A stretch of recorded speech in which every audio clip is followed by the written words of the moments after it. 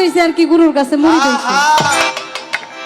এখন সে তো বুঝে না যে গুরুরে কেমনে ভজন সাধন করব। তো পাশের বাড়িতে একজনের গুরু আসছে আবার, তো ওই ভক্ত গেছে, শিষ্য গেছে ওই বাড়িতে, কেমনে গুরু ভজন করে এটা একটু দেখবো।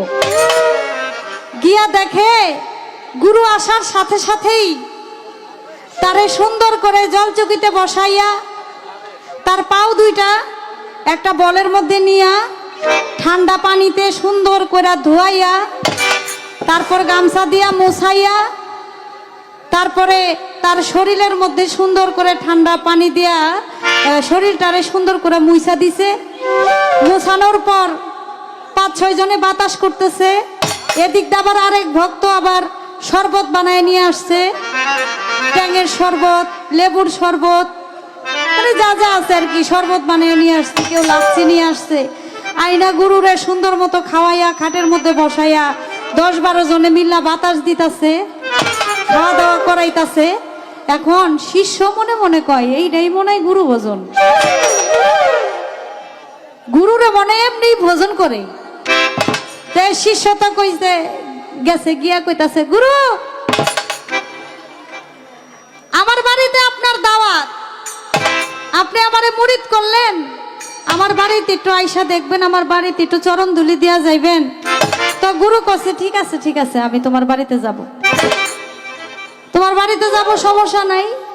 তো ওই গুরু তো আইসা পড়ছে, ভক্ত যখন বলছে আর না থাইকা তো পারা যায় না।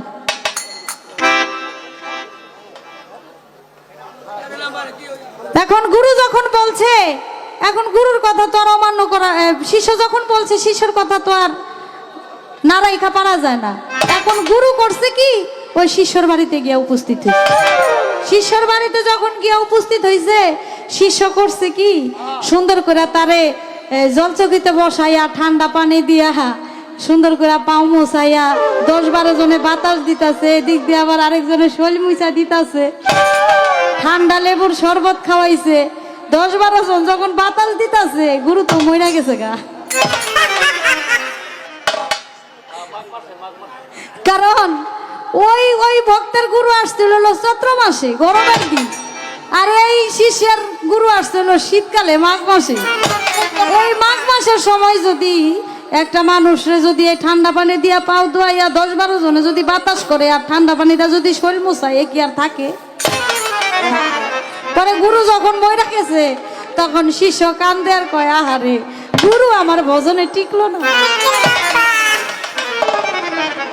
এখন আপনি আমার ভজনে টিকেন কিনা এটা আমার চেষ্টা করতে হইব না, তারপরে আমি মালা দিব,